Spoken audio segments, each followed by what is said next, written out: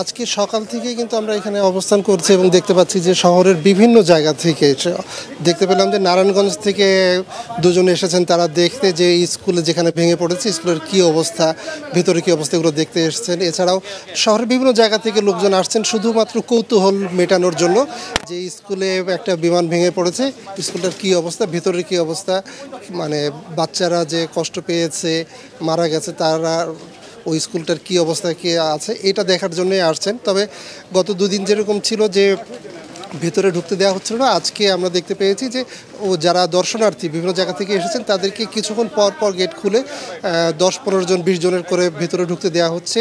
কিন্তু গণমাধ্যম কর্মী যারা, তারা আজকেও গেটের বাইরে, তাদেরকে ভিতরে ঢুকতে দেওয়া হচ্ছে না। তবে এটা যেটা বলতে পারি যে গণমাধ্যম, মূলধারার গণমাধ্যম, তাদেরকে বাধা দেওয়া হলেও ইউটিউবার, টিকটকার তাদেরকে কিন্তু ভিতরে ঢুকতে দেওয়া হচ্ছে। তারা ভিতরে যাচ্ছে, ভিতরে গিয়ে তারা ছবি তুলছে, কেউ কেউ লাইভ করছে টিকটকের জন্য। তারা তাদের কাজ, দায়িত্বটা কিংবা কাজ অবাধে করতে পারছে, কিন্তু গণমাধ্যম যারা, তাদেরকে বাধা দেওয়া হচ্ছে। এই বিষয়ে আমরা কথা বলার চেষ্টা করেছিলাম যে অধ্যক্ষের সঙ্গে, তিনি কথা বলতে রাজি হয়নি। প্রতিষ্ঠানের যে পিআরও, তার সঙ্গেও চেষ্টা করেছি, তিনিও চেষ্টা করেছেন, বলেছেন যে আমাদেরকে জানাবেন যে পরে কথা বলার জন্য, যে স্কুলের যে যারা শিক্ষার্থী তাদের কি অবস্থা, বাইরে যে গুজব ছড়িয়ে পড়েছে যে অনেক মারা গেছেন, এই বিষয়ে তারা কি ফাইন্ডিংস, তারা কি বলছেন, এই বিষয়ে এখন পর্যন্ত কথা বলার সুযোগ পাইনি। আমরা অপেক্ষা করছি, দেখি যদি অধ্যক্ষ কথা বলেন আমাদের সঙ্গে, তখন হয়তো আমরা সম্পূর্ণ পুরো তথ্যগুলো আপনাদেরকে জানাতে পারবো। এই ছিল এখনকার অবস্থা।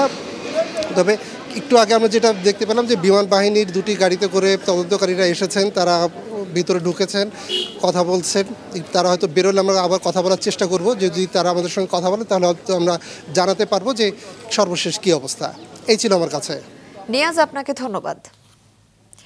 মাইলস্টোন স্কুল অ্যান্ড কলেজ প্রাঙ্গণ থেকে সেখানকার পরিস্থিতি জানাচ্ছিলেন সহকর্মী নিয়াজ মোর্শেদ।